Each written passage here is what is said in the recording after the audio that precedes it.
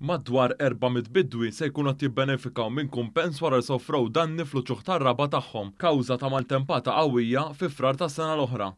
Dan tħabbar mill-Ministru l-Agrikoltura Anton Refalo li spjega kif permezz ta' din l-iskema li se tiswa €1.5 miljun il-Gvern qed juri li hu ta' spalla mal-bdiewa. Waqt din il-konferenza tal-aħbarijiet, id-Direttur tal-Agrikoltura Xavier De Bonogrek spjega kif fil-ġimgħat li ġejjin il-bdiewa se jkunu qed jirċievu applikazzjoni fejn se jkollhom l-ammont dovut għalihom. Ħajntbagħtu xi jietri l-bdiewa li ovvjament kienu sarulhom isu surveys ngħidulhom aħna meta kienet saret il-maltempata.